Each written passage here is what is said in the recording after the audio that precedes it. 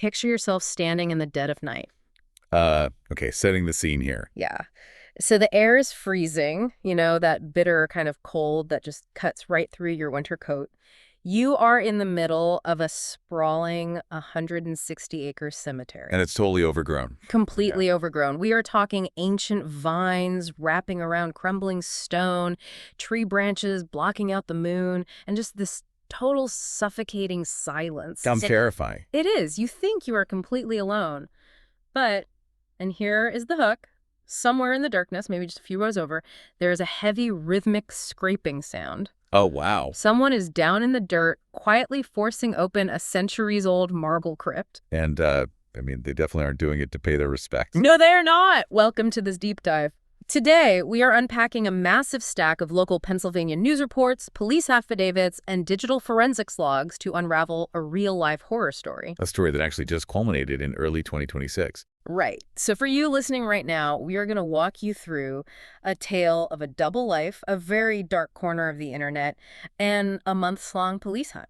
It really does feel like a gothic thriller. It does, but every single detail is entirely real. So to understand how a crime of this magnitude even gets off the ground, we have to look at the physical vulnerability of the setting. The cemetery itself. Yeah, the location you just described is Mount Moriah Cemetery. It sits right on the border of Philadelphia and the borough of Yeadon. Okay, let's unpack this a bit. This isn't just your standard, neighborhood graveyard, is it? Not at all. Mount Moriah is a massive Victorian-era necropolis. It was built back in 1855 during the rural cemetery movement. Which meant there were supposed to be these grand park-like spaces, right? Exactly. Elaborate marble family vaults, intricate ironwork, towering obelisks. And it is huge. It holds roughly 150,000 graves. But time hasn't exactly been kind to it. No, not at all. Over the decades, as the original ownership corporations dissolved, it fell into severe disrepair. Nature just completely took it back. Like trees growing right through stone roofs and stuff. Yeah, roots displacing massive crypt doors, pathways totally swallowed by vines.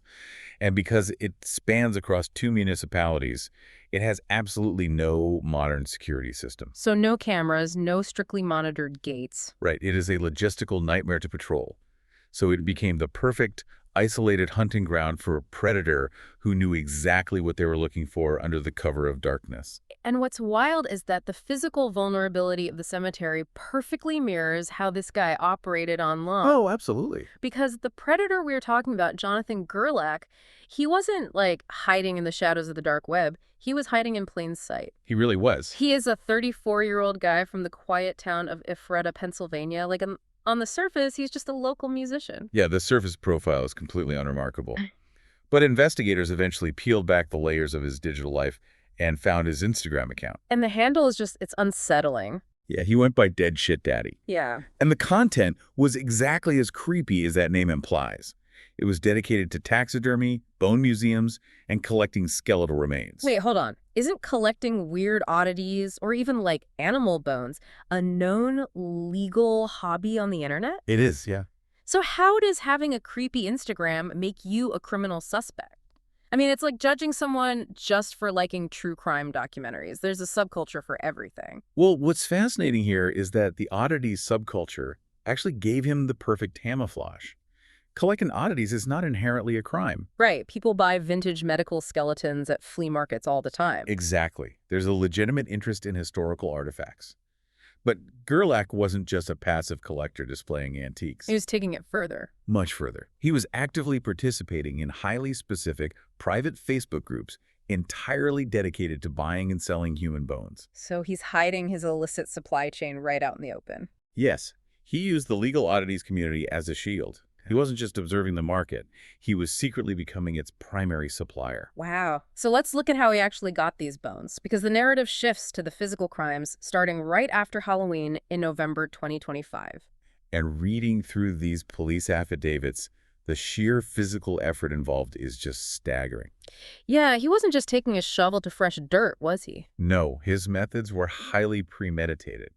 He specifically targeted sealed, above-ground mausoleums and underground family vaults. Like the Hunter family tomb, right? Right, which dates back to the 1800s.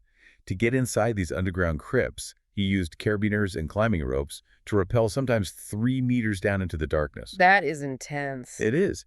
And once inside the vault, he wielded a crowbar to physically smash through cinder blocks and heavy marble floors to reach the caskets below. Which had to be incredibly loud and difficult. Imagine removing a marble floor from an 1800s vault in the pitch black. And These slabs weigh hundreds of pounds. if a rope snaps, you're just trapped down there. Exactly. It's highly dangerous. You're down there by the light of a headlamp, surrounded by decaying coffins. But, as you know, no criminal is perfect. Right. When you were doing that much physical destruction, you were going to leave clues behind. And the physical evidence investigators found at these desecrated graves just completely shatters any sort of Gothic fantasy you might have about this guy. What did they find? Well, they found a broken wooden pallet he used as a makeshift climbing ladder, some cigarette butts tossed on the floor of the crypts, Ugh, gross. and, most crucially, an empty Monster energy drink can. A Monster energy drink. That is such a jarring, a modern detail to find in an 1855 marble tomb. It really is. But the crimes were escalating rapidly. Police realized over 26 different mausoleums had been hit. Including the Pritchard family vault, where he actually stole the remains of Mary Pritchard Stievelman, who died back in 1940. Yes, and as he got more brazen, he got sloppy. He actually got arrested in a neighboring town, East Earl, for shoplifting from a hardware store. Wait, he got arrested for shoplifting during all this? Yeah.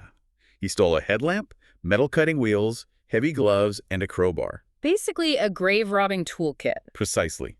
The exact tools needed to scale up his operation. Yeah. It shows how the greed just overrode his common sense. It's like an anti-Indiana Jones. You know, you have this guy using tactical gear to rappel into historical sites, but not for a museum. He's just shipping it off via Facebook Marketplace. It's historical destruction for petty cash. He was treating human history like an unharvested crop. So how did the police finally connect the dots between a hardware store shoplifter and a serial grave robber? The turning point came in late December 2025, with two massive breakthroughs that happened almost simultaneously. First, the forensics lab got a hit. From the cemetery. Yeah. The DNA swabbed from that discarded Monster energy drink can came back as a direct match to Jonathan Gerlach. Oh, wow. So they have forensic proof he was at the scene. Yes. And second, an incredibly disturbing anonymous tip came to the Lancaster police on December 20th. This part is wild. Someone had visited Gerlach's home and told police they saw a partially decomposed human corpse literally hanging in his basement. I can't even imagine being that person. Like, you go over to an acquaintance's house and see that. The panic that must have caused in the precinct is unimaginable. The property crimes at the cemetery suddenly escalated into a horrifying physical reality. So the police cast a wide digital net, right? They did. They pulled his phone records, and the GPS data showed his phone pinging at Mount Moriah Cemetery repeatedly. Matching the exact dates of the break-ins. Exactly. Then they analyzed his financial records and find his Cash App account, which actually featured a profile photo of him holding what appeared to be a real human skull. You have got to be kidding me. That is so brazen. And they subpoenaed his Facebook messages, where they found direct conversations with buyers. In one message, a buyer was actively thanking him for successfully shipping them a teenager's skull. Unbelievable. Here's where it gets really interesting, though. The arrest. Yes, the climax of the hunt. The police don't just knock on his door. They know he's a creature of habit. So on the night of January 6, 2026, they set up a quiet stakeout in the freezing darkness of Mount Moriah Cemetery. And they just wait. Right. And sure enough, they spot a vehicle, they watch the driver, and it's Gerlach. They catch him red-handed, walking back to his car. Holding his trusty crowbar. And carrying a heavy burlap sack. When the police stop him and open that sack, the reality of what he has been doing is right there.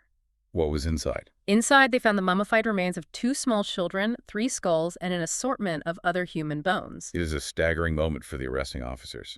They caught him actively moving remains. Did he put up a fight? Surprisingly, no. He was compliant, admitting on the spot that he had taken around 30 sets of remains. But what they found in that burlap sack was nothing compared to the raid the next morning. Right. Catching him was only step 1. Step 2 was the raid. The morning of January 7, police execute a search warrant at his home. At 100 Washington Avenue, and a storage unit he rented nearby. Just a normal suburban street, you know? Kids playing, people walking dogs. But the district attorney said walking into that house was like walking into a horror movie. The inventory of what they found is deeply upsetting. They recovered over 100 human skulls and long bones. Over 100. Yeah, they found mummified hands and feet alongside two completely decomposing torsos. Bodies were hung from the basement ceiling in various states of decay. Oh my God. Some were pieced together like macabre art displays, and they even found remains that still had medical devices attached, like a pacemaker. That pacemaker detail is just chilling. It perfectly illustrates how modern reality is colliding with these Victorian-style crimes. Absolutely. These aren't just ancient archaeological finds. No, these are relatively modern burials of people's grandparents. And there was that creepy detail from his neighbor, Charles Rothermel, right? Yeah, he lived right near Gerlach. Yeah. He told reporters that months earlier, he remembered seeing swarms of flies on Gerlach's garage windows. He said there were 20 to 30 massive flies just clinging to the inside of the glass. And at the time, he just brushed it off as weird. But looking back, it is this sickening clue of the decay happening right on the other side of the glass. So what does this all mean? Like, why would someone do this? If we connect this to the bigger picture, it all comes down to very dark economics. There is a surprisingly robust black market for human remains online. How much money are we talking about? Well, in these oddity groups, a single human skull in good condition can easily sell for several $100s. An articulated human skeleton, meaning one fully wired together for display, can go for up to $7,000. Wait, how is there an open market for this on places like Facebook? Isn't it incredibly illegal to sell human body parts anywhere in the U.S.? This raises an important question about the legal landscape, and the answer is shocking. In states like Pennsylvania, New Jersey, and Delaware, buying and selling human bones is not strictly illegal on its own. Wait, really? It's a loophole? It is a massive legal loophole. The reason it isn't federally banned goes back to historical allowances for medical study. Oh, right, for doctors in training. Exactly. For over a century, medical schools needed to acquire real skeletons for education. So laws regulating the possession of bones were kept incredibly loose to protect medical institutions. So an old law meant for medical students is protecting an online black market today. Essentially, yes. Federal law strictly prohibits selling organs for transplants, but it largely ignores dry bones used for quote-unquote display. That is just wild to me. Because of this, the actual crime prosecutors have to charge Gerlach with is the theft of the bones, the burglary, and the abuse of a corpse. But the commerce itself exists in this murky space. You can literally scroll past someone selling an old couch, and the next post is someone selling a human skull, and the platform doesn't immediately shut it down. Right. It mirrors the 2023 Harvard Medical School morgue scandal, where morgue managers were caught selling donated body parts to online buyers. The demand is there. And we cannot forget the human impact here. These aren't just props. No, they are people's ancestors. The news reports interviewed a woman named Judy Pritchard McCleary. Her great-great-grandfather built the family mausoleum that Gerlach smashed into. And her reaction was incredibly sad. It was so raw. She said she has entirely changed her own end-of-life plans.